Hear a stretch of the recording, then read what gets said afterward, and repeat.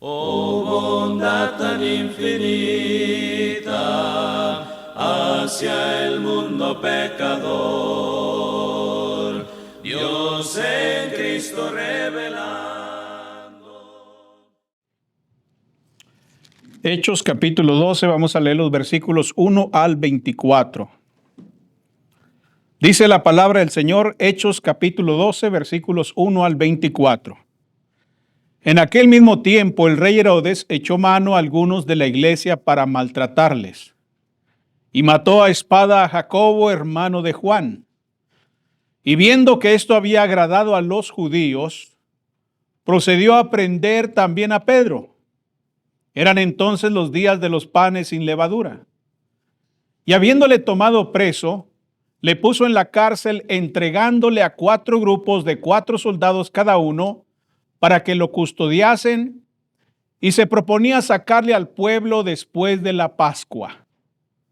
Así que Pedro estaba custodiado en la cárcel, pero la iglesia hacía sin cesar oración a Dios por él.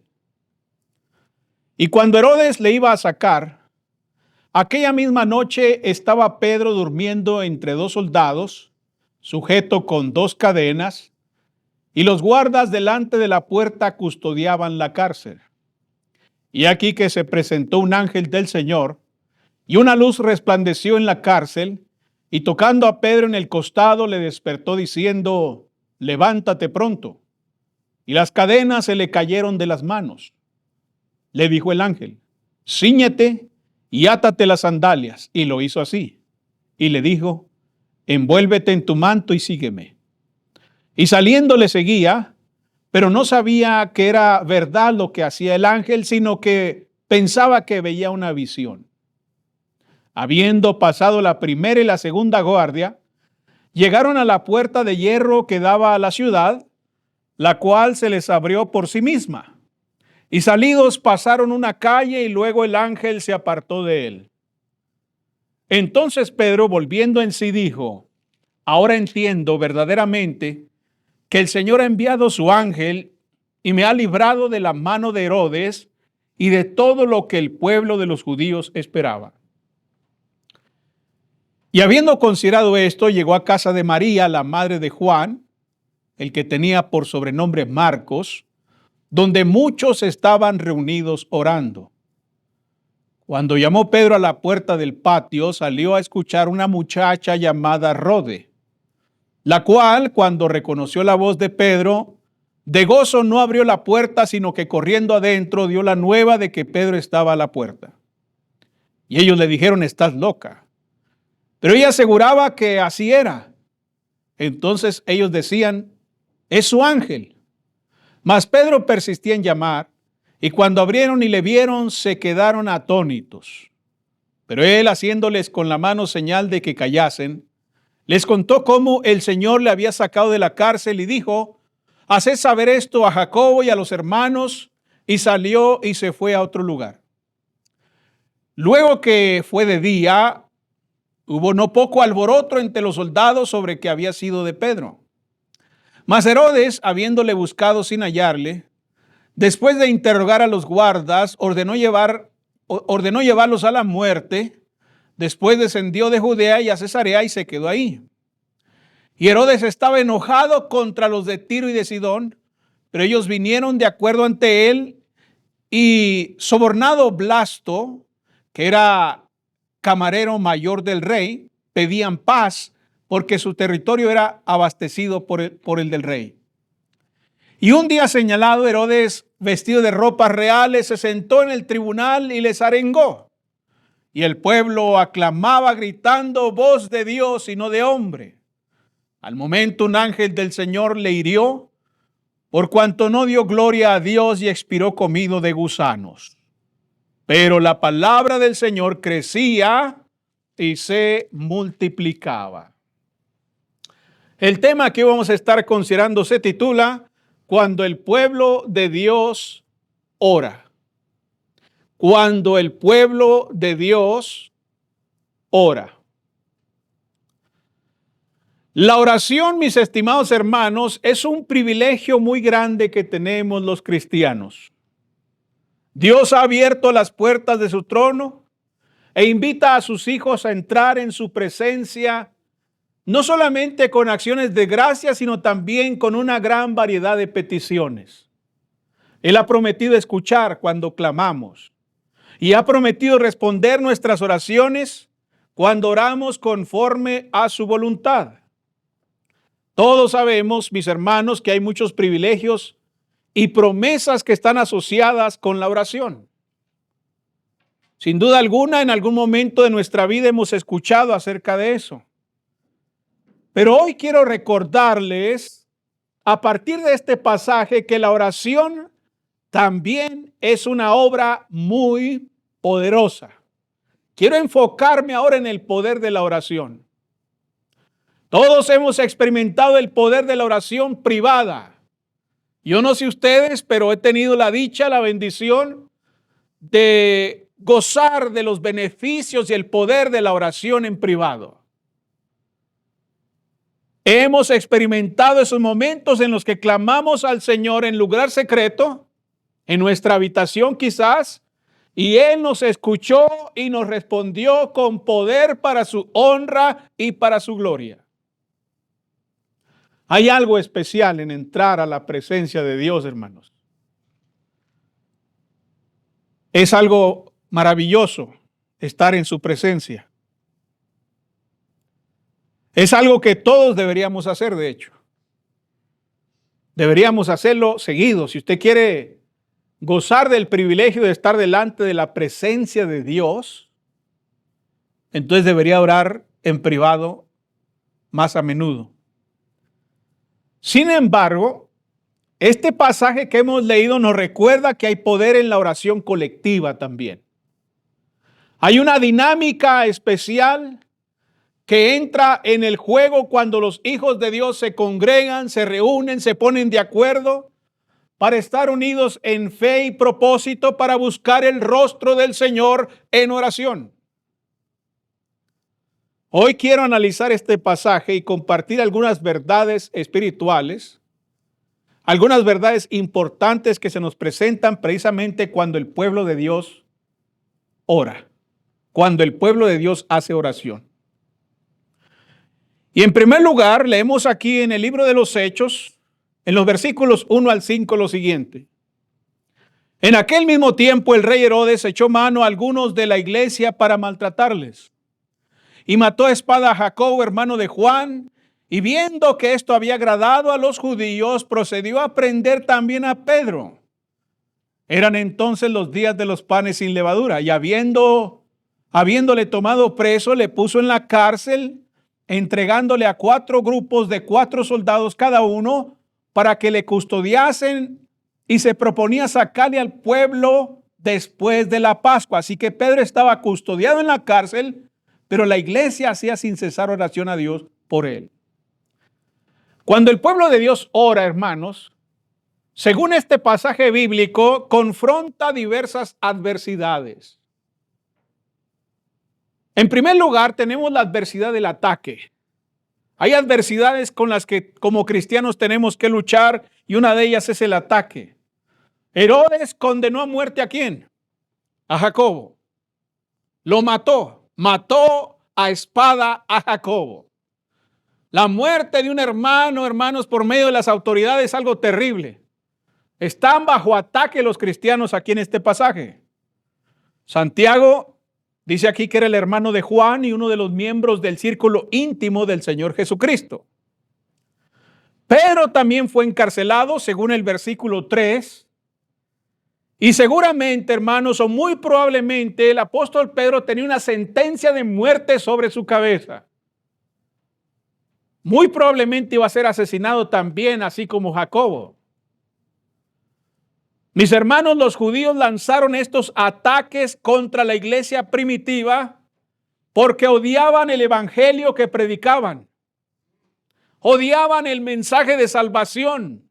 Odiaban la voluntad de Dios. Por su parte, Herodes tenía intereses muy mezquinos, muy personales, porque dice aquí el texto que cuando vio que lo que hizo contra Jacobo agradó a los judíos, entonces se vio motivado para meter a la cárcel también al apóstol Pedro. Es decir, que Herodes simplemente persiguió a la iglesia primitiva porque le daba ventaja política, no tanto por un interés genuino en la religión. También tenemos otra adversidad, además del ataque, que es la incertidumbre. La iglesia no sabía qué les esperaba en el futuro. Cuando ven que Herodes se levanta contra Jacobo y lo mata, y luego contra el apóstol Pedro para encarcelarlo, sin duda alguna que muchos santos están preguntando qué será de ellos. Por tanto, había temor y preocupación por el futuro. Después de todo, estas personas habían abandonado sus raíces judías para seguir el camino de Jesucristo.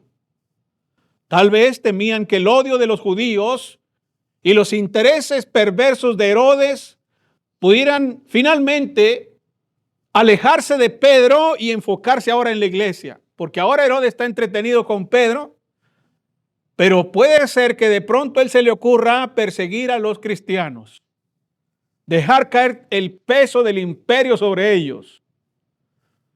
¿Y eso produce qué? Incertidumbre, inestabilidad emocional. También podemos enfrentar la adversidad del poder mundano. Se nos dice que Herodes fue quien mató a Santiago y arrestó a Pedro, ¿verdad? Bueno, también se nos dice que sus acciones agradaron ¿a quién? A los judíos. Es decir, que tanto el gobierno como el grueso de la sociedad estaban satisfechos con la persecución que Herodes había levantado contra Jacobo, contra Pedro y muy probablemente contra la iglesia. Por tanto, la iglesia tenía a todo el poder del mundo en su contra.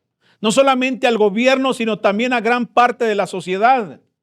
Tanto el gobierno como la sociedad en general odiaban a la iglesia, odiaban al evangelio, odiaban al Señor. Y en sus corazones no había otra intención sino la de destruirlos, aplacarlos, opacarlos de alguna manera. Bueno, utilizaron lo que tenían, que es el poder del Estado, el poder del consenso social, y entonces se pusieron en orden de batalla contra la iglesia. Eso es lo que pasa aquí. Pero déjeme decirle que la iglesia del Señor todavía se encuentra en tiempos de gran adversidad. Hoy en día, la iglesia todavía se encuentra bajo el ataque de muchos enemigos. Nunca debemos pensar que seremos inmunes a los ataques externos que la iglesia tiene o incluso a los ataques internos que la iglesia pudiera sufrir. Mientras el engaño y la maldad estén presentes en el corazón del mundo y lamentablemente de muchos hermanos, harán todo lo que esté a su alcance para perturbar la fe de los hijos de Dios y para limitar la eficacia e influencia de la iglesia del Señor hoy en día. El odio es sumamente grande contra nuestro mensaje y contra nuestro Salvador. La falsa doctrina ha logrado que exista conflicto y rencor entre hermanos y ha provocado falsas conversiones y falsos avivamientos en muchos lugares. Todo esto provoca desaliento y apatía en el corazón de los santos, dañando enormemente la comunión entre Dios y su pueblo.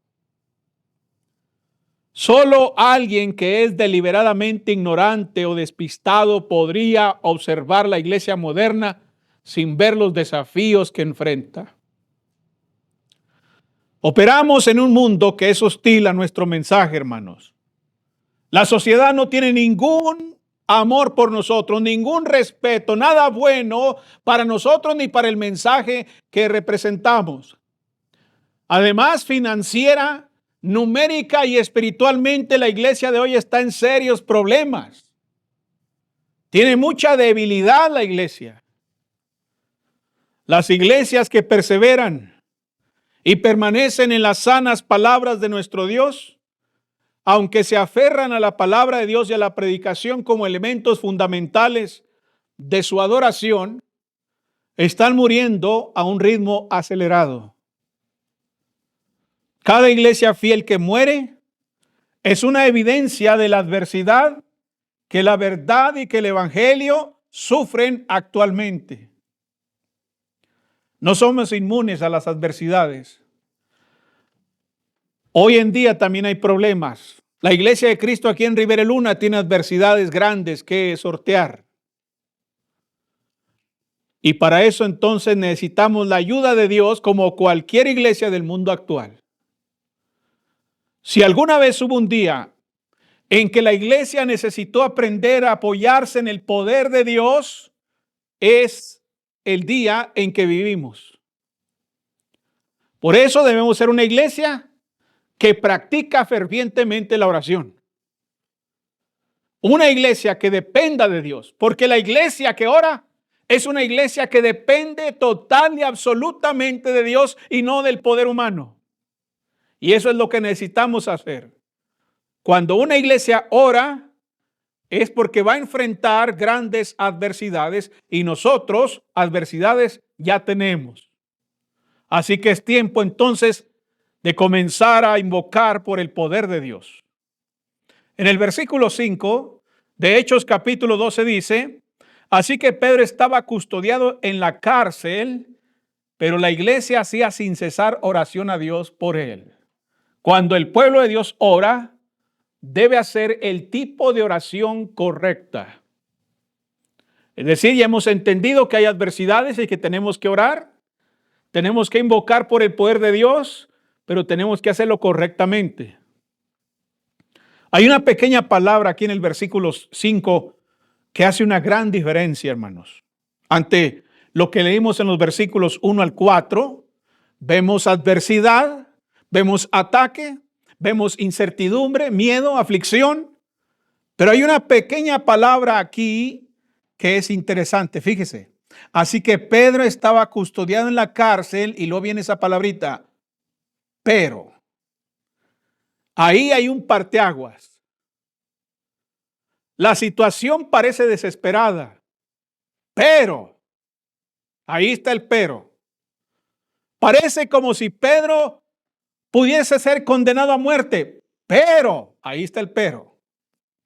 Parece como si la iglesia incipiente pudiera ser destruida antes de que pueda llegar el evangelio al mundo, pero, ahí está el pero. Ante los problemas abrumadores, la iglesia inclinó su cabeza como una sola persona. ¿Y qué hizo ante eso? Invocó a Dios.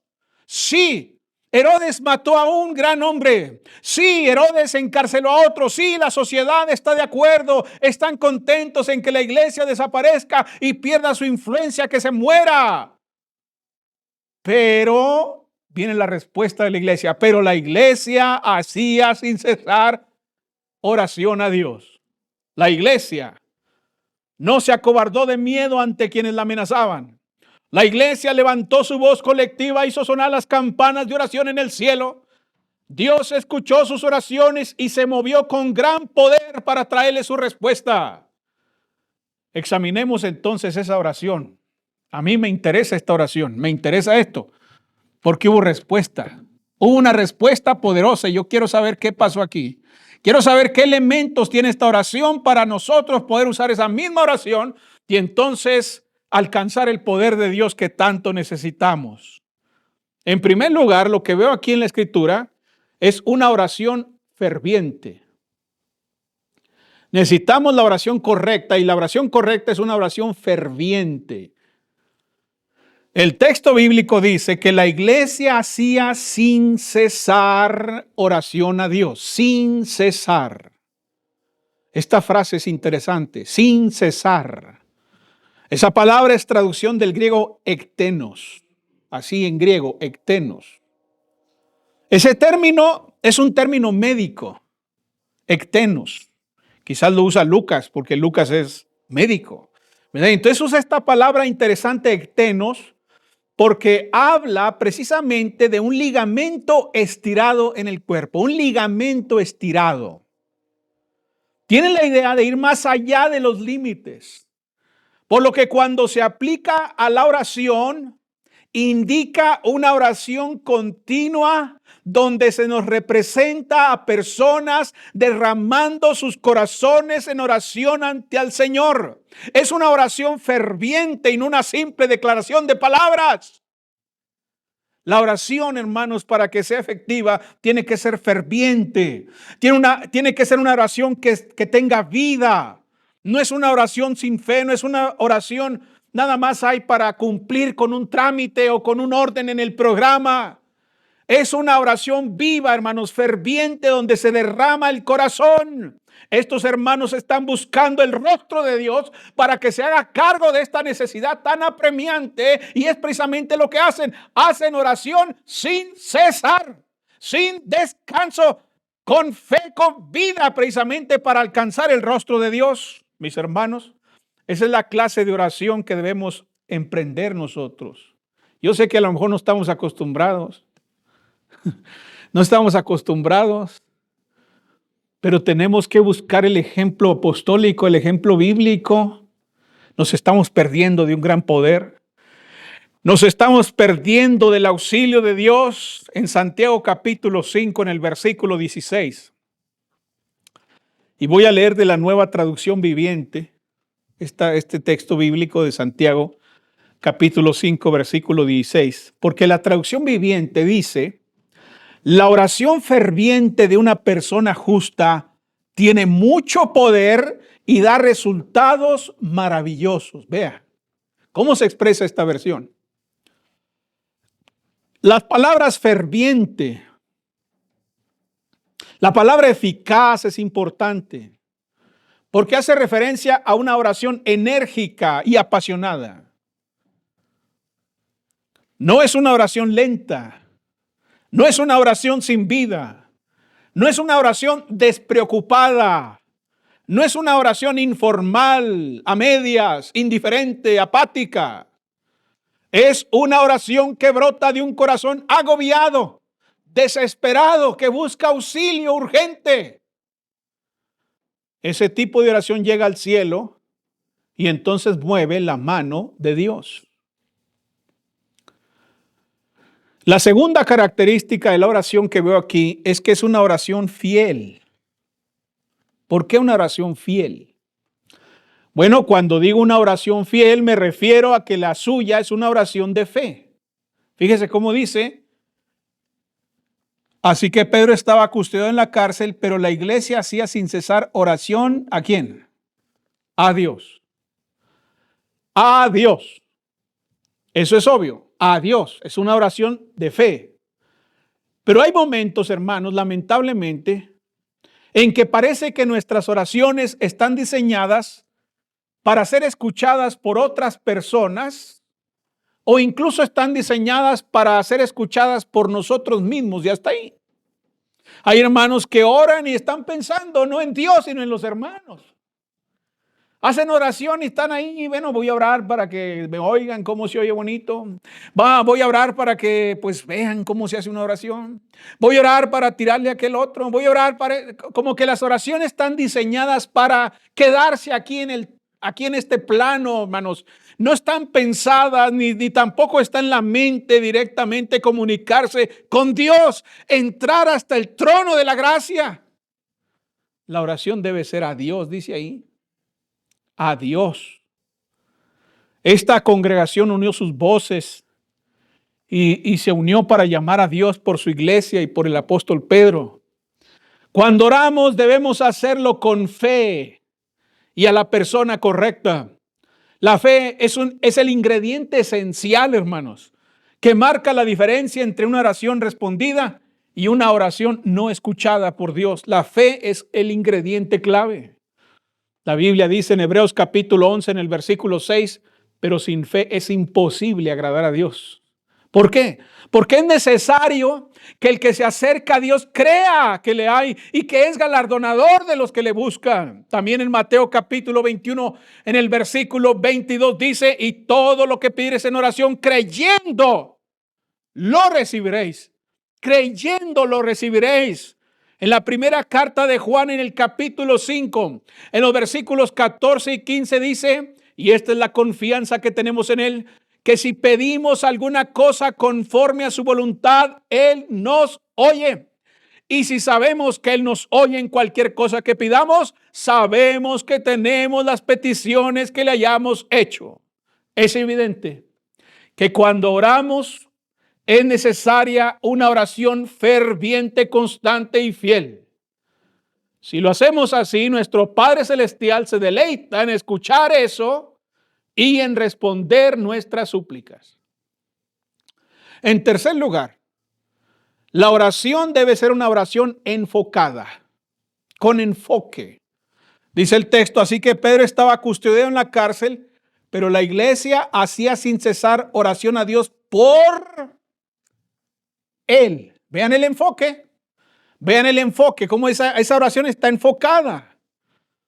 Ahí está, por él. En otras palabras, Pedro era el centro de esa reunión de oración, hermanos. Se reunieron para orar por Pedro, para orar por él. Entonces ellos tenían un propósito específico. No se trataba de una oración generalizada que buscaba cubrir todo y a todos en cualquier momento de la oración, como a veces oramos, ¿verdad? Como en general. En general. No, esta era una oración dirigida que buscaba el poder de Dios para una necesidad específica. Mis hermanos, si no hacemos oraciones específicas y enfocadas, ¿cómo sabremos que Dios nos respondió? Si hablamos al aire, pidiendo por A, B, C, D, E, F, G, H, I, J, K, L, M, N, hasta la Z, y nunca sabemos si Dios nos respondió la J o la C o la P. No tenemos idea. Es más, oramos por algo y no sabemos si respondió Dios o no. Y sabe que a veces ni nos importa. Somos indiferentes. Que el hermano pidió por su salud, vamos a orar todo, hermano, que esté bien, amén, ya. Sabemos qué pasó. Nada, no nos importa. No había fe en esa oración. Necesitamos hacer oraciones específicas.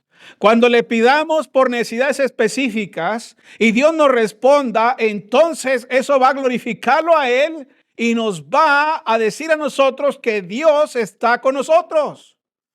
Lo único que estoy sugiriendo es que debemos ser específicos en nuestras oraciones.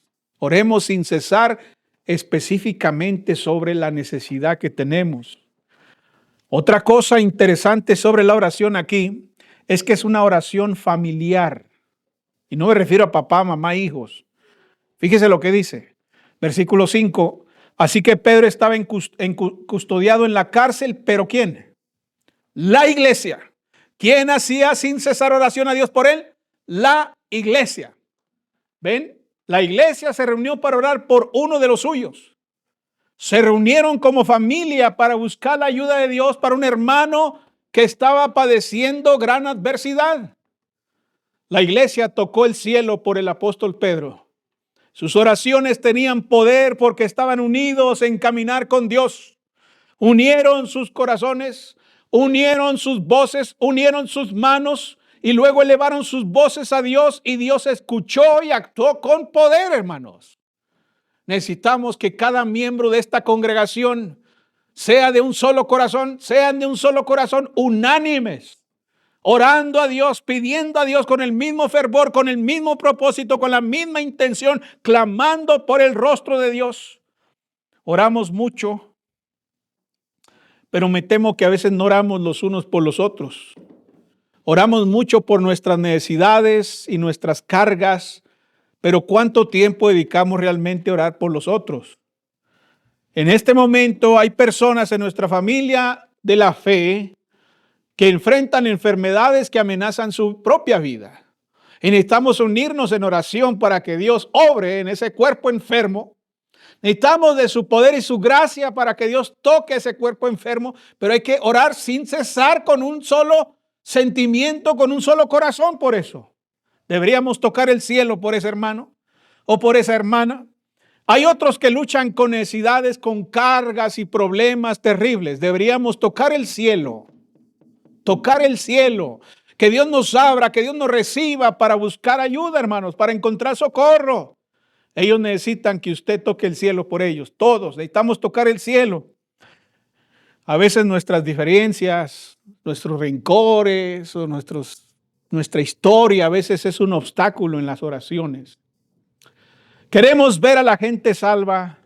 Queremos ver al Señor bendecir a la iglesia. Queremos el poder de Dios que esté sobre nosotros una vez más. Pero no se ve nada de eso. ¿Qué pasa? Estamos orando, oramos y volvemos a orar y cada domingo oramos. Pero no vemos el poder de Dios manifestado en medio de nosotros. ¿Por qué? Bueno, es porque hemos permitido que la incredulidad, la apatía, la falta de interés se cuele en nuestros corazones, hermanos. Incluso hasta divisiones por pequeñas diferencias. Si hemos ofendido a alguien, hermanos, o si hay algún pequeño problemita con algún hermano, pues hay que ponernos a cuentas inmediatamente para que nada estorbe la oración, para que cualquier anatema escondido por ahí en algún corazón sea quitado y Dios nos bendiga. Y entonces podamos tocar el cielo juntos. Cuando el pueblo de Dios ora, experimentan un tiempo de poder. Ya hemos leído los versículos 5 en adelante, ¿no? Como cuando Herodes iba a sacar a Pedro, se encontró con una sorpresa. Esto significa, ¿qué cosa? Que el poder, fíjese bien lo que voy a decir, apréndase esto. El poder de Dios en la iglesia es producto de una oración poderosa. El poder de Dios en la iglesia es producto de una oración poderosa. Ya vimos en el versículo 5 la clase de oración. Una oración poderosa. ¿Qué dio como resultado? Bueno, el poder de Dios se manifestó. Cuando la iglesia oró, Dios los escuchó y respondió sus oraciones. Pedro fue liberado de la prisión mediante una intervención tremenda y milagrosa. Hasta él mismo se sorprendió cuando apareció el ángel del Señor, cuando le quitó las cadenas y le dijo, cíñete y sígueme. Tremenda cosa, hermanos. Dios salvó a Pedro porque la iglesia lo pidió. Me pregunto qué podríamos ver hacer a Dios si aprendemos a orar como lo hacían ellos. ¿Qué podríamos ver, hermanos? Me pregunto a quién podríamos salvar. Me pregunto qué podría hacer entre nosotros Dios si aprendemos a orar como ellos. Me pregunto cómo podría bendecir a esta iglesia si esta iglesia clama a Dios igual como lo hacen ellos. ¿Qué podría hacer Dios? Mi imaginación no me da para tanto. Pero lo que estoy seguro es que el poder de Dios sería el efecto. Porque el poder de Dios es el efecto de una oración poderosa. Creo que nuestro Dios sigue siendo el Dios de poder del primer siglo. Es el mismo Dios que abrió las aguas allá en el mar. Es el mismo Dios que destruyó Jericó. Es el mismo Dios que dejó caer fuego sobre Sodoma y Gomorra. Es el mismo Dios que hizo caer fuego sobre el altar cuando Elías oró. Es el mismo Dios de maravillas. Es el mismo Dios poderoso. Es el mismo. Entonces, ¿qué falta? Faltan las mismas clases de oraciones. Eso es lo que falta. Eso es lo que falta, hermanos. Dios es el mismo, pero la oración no es la misma. Dios es el mismo, pero los que oran no son los mismos. Dios es el mismo, pero la fe no es la misma. Eso es lo que está pasando. De hecho, hermanos, estoy convencido de que ninguno de nosotros ha visto los límites del poder de Dios. Ninguno de nosotros ha visto los límites del poder de Dios. Dice Efesios capítulo 3 en el versículo 20, y aquel que es poderoso para hacer todas las cosas mucho más abundantemente de lo que pedimos o entendemos, según el poder que actúa en nosotros. ¿Lo ven? Nunca hemos visto los límites del poder de Dios. Busquemos a Dios entonces como lo hacían ellos. Cuando el pueblo de Dios ora, se experimenta un tiempo de poder. Incluso, hermanos, eso puede hasta sorprendernos y maravillarnos. Nos puede sorprender. ¿Qué dice ahí en los versículos 12 al 17?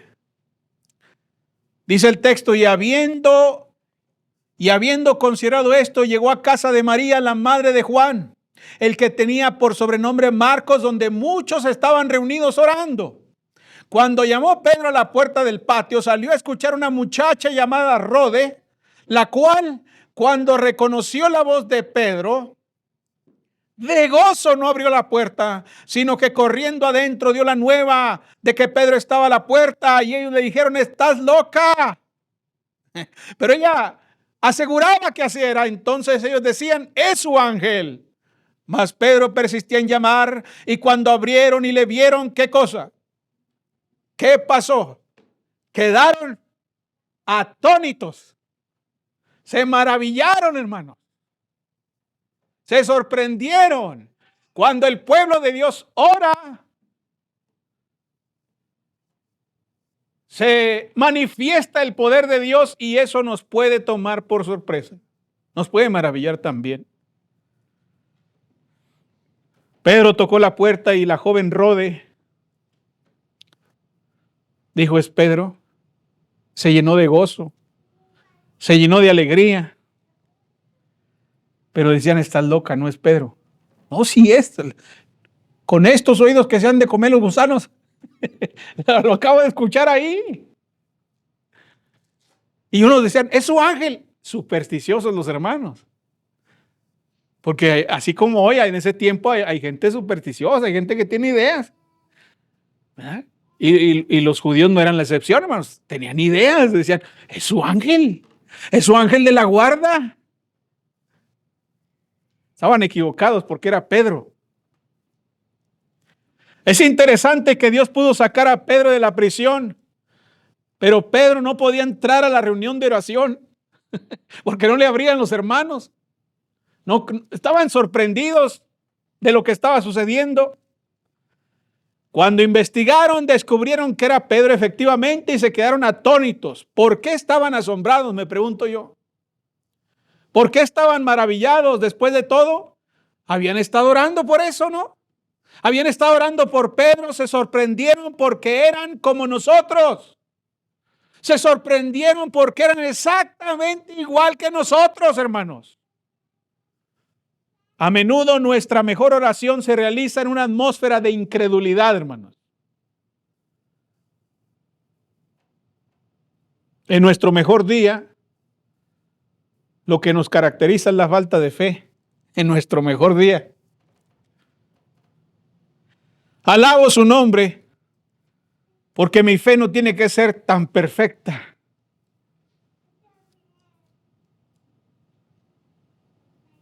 Solo tiene que ser ejercida, aunque no sea perfecta. La fe de estos hermanos no era perfecta, no era, ay hermano, es que usted quiere que oremos por ellos, pero eran hermanos superdotados espiritual. No, eran igual que nosotros, de desconfiados, incrédulos, con ideas locas. Mira, es su ángel.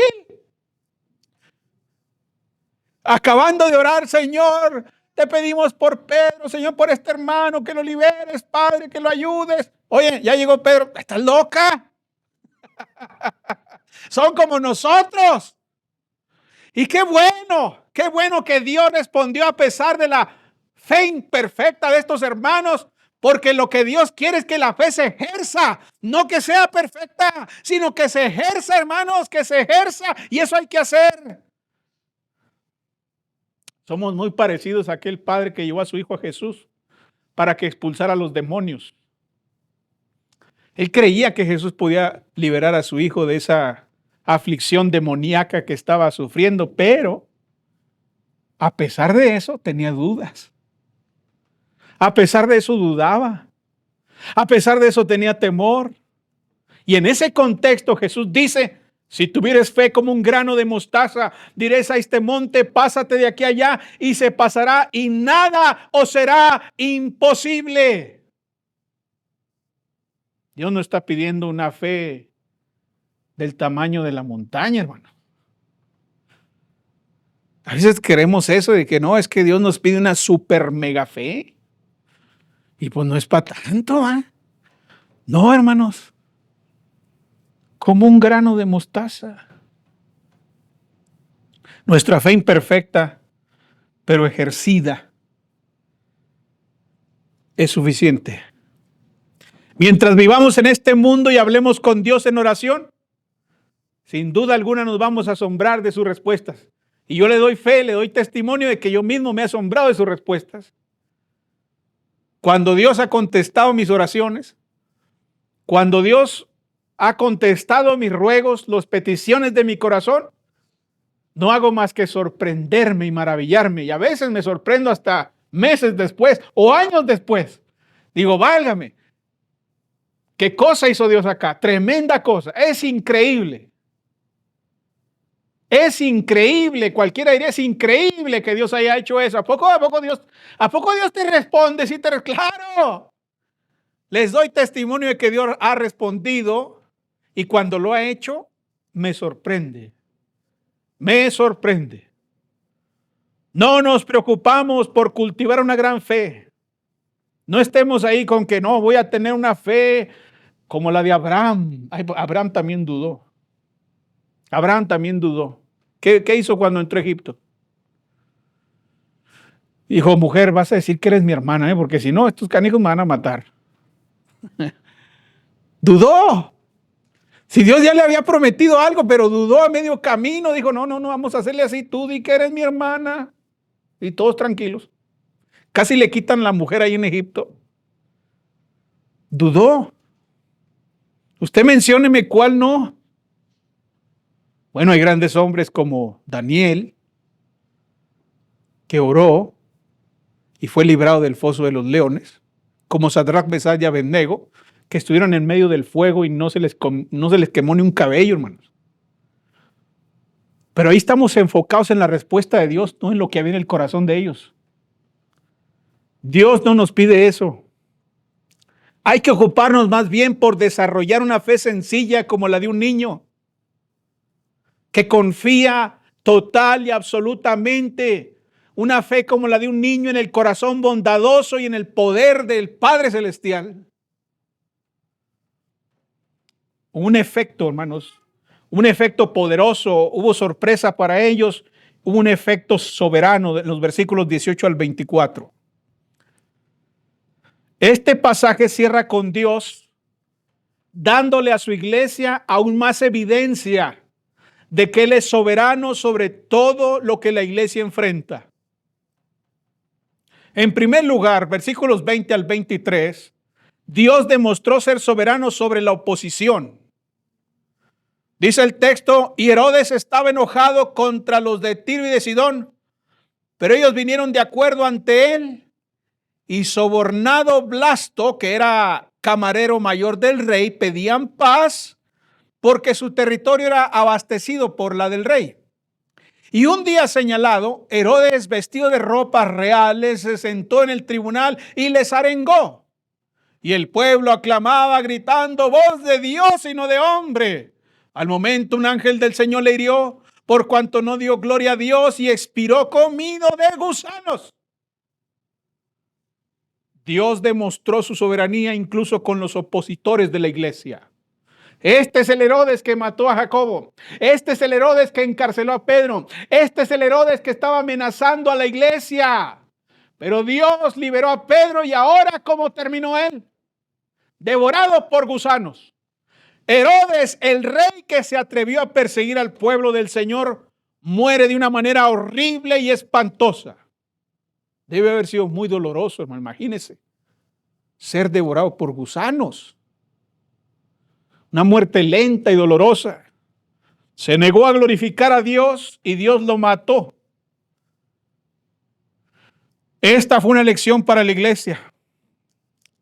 Para que dejara a quién? A sus enemigos en las manos del Señor. Ahí es donde pertenecen. La iglesia no puede luchar contra sus enemigos, no podemos tomar las armas, no podemos obrar carnalmente. Entonces, ¿qué hay que hacer con ellos? Hay que ponerlos en las manos de Dios y Dios se va a encargar de ellos. Y eso era lo que la iglesia tenía que aprender aquí. Dios es más grande que cualquier persona o cosa para enfrentar. Así que hoy en día nuestro deber es servir al Señor fielmente y dejarle a Él, ¿qué cosa? La oposición, la adversidad, la aflicción. Hay que dejar eso en las manos de Dios y nosotros ocupados en servirle. Si pudiéramos adoptar la misma mentalidad de David, eso nos va a ayudar mucho, hermanos. ¿Qué hizo David cuando se enfrentó al gigante? ¿Qué hizo David cuando se enfrentó a aquel hombre de gran estatura, experto en toda clase de batallas, hermanos? Un soldado fuerte e invencible ante los hombres. Pero David le dijo al gigante Goliat: la batalla es del Señor. La batalla es del Señor. Yo vengo a ti en el nombre de Jehová de los ejércitos, y lo derrotó.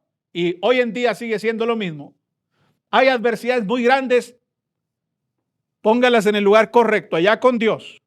Dios demostró ser soberano sobre el alcance de su reino. Dice el versículo 24, pero la palabra del Señor, ¿qué cosa? Crecía y se multiplicaba.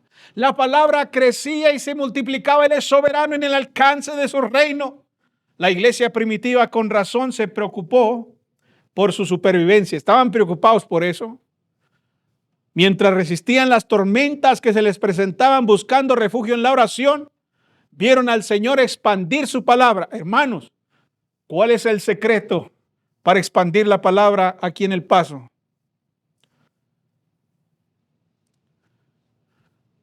Algunos dirán, pues unas hamburguesas, unas pizzas, unos jueguitos.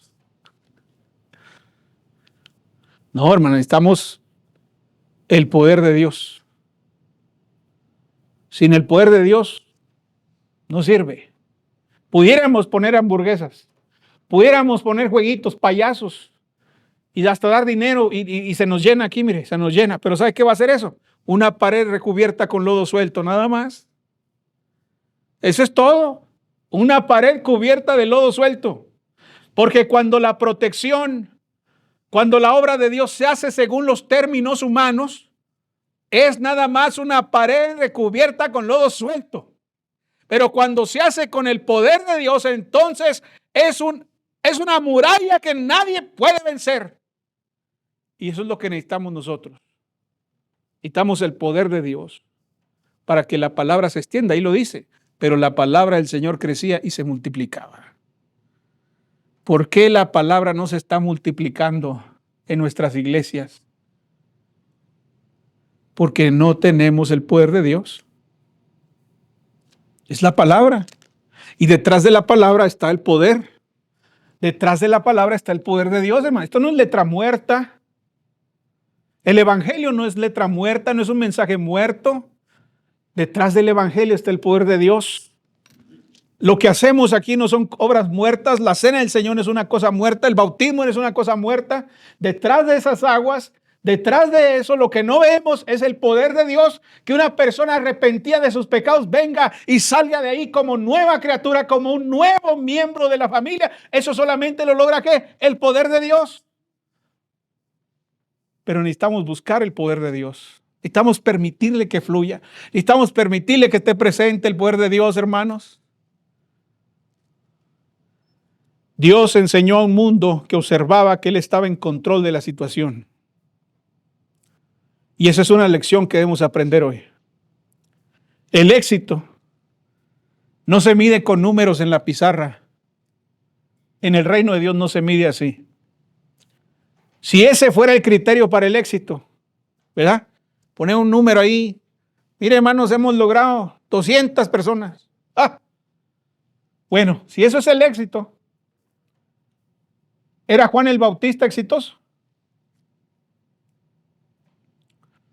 ¿Y qué me dicen de Jeremías? Jeremías predicó en toda la ciudad, hermanos, en toda la ciudad. Y se paró en el centro a predicar la palabra de Dios. Lo agarró la gente, lo llevó al bosque y lo metieron a un hoyo. Salió de ahí y seguía predicando, aunque ya no quería. Decía, Señor, ya no quiero que me hables. Ya no quiero porque me lastima, que me odie la gente, que me critiquen, que me golpeen, que me quieran lastimar. Ya no quiero hablar. Pero había un calor en su interior que lo impulsaba y hablaba la palabra y terminó muerto, hermanos. Lo pusieron ahí en el bosque y lo partieron por la mitad. ¿Fue exitoso? Si es por números, entonces no, ellos fueron unos totales fracasados, hermanos. Fracasados hasta el extremo, pero el éxito no se mide así. El éxito de este ministerio o de cualquier otro depende totalmente de Dios. Nuestro deber es ser fieles a Él y a su llamado en nuestras vidas. Ese es nuestro deber.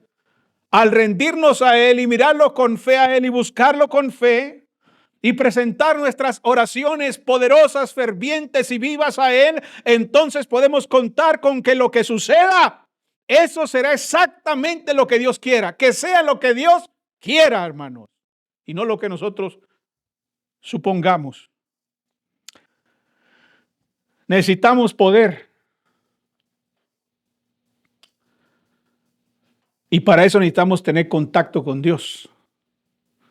La fuente de vida, la fuente de poder. Necesitamos eso como individuos y como iglesia.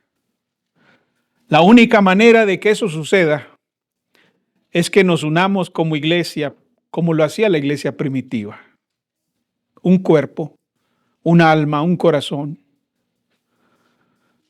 Y entonces busquemos a Dios y que esa búsqueda sea nuestra prioridad. Necesitamos examinar nuestros corazones y estar seguros de que no hay nada en nosotros contra otro hermano o contra Cristo, de que no hay anatema en el corazón. Necesitamos buscar a Dios como familia en la fe. Necesitamos invocar a Dios por fe, creyendo. Necesitamos mirar más allá de nuestras propias necesidades y ver por nuestros hermanos. Necesitamos orar por nuestros problemas, específicamente por ellos hasta que veamos al Señor obrar en ellos. Algo sucede cuando el pueblo de Dios ora, hermanos. Algo sucede. Cuando el pueblo de Dios ora, sucede algo. Es lo que dice aquí. Oremos entonces, imitemos a los hermanos, sigamos su ejemplo y seamos testigos de lo que Dios puede hacer entre nosotros. Dios les guarde, hermanos. Oh, bondad tan infinita hacia el mundo pecador. La Iglesia de Cristo en Rivera Luna le invita a sus actividades los domingos a las 10 de la mañana. Estamos ubicados en el número 3331, esquina con Rivera y Luna, en El Paso, Texas, 79905. Todos serán bienvenidos.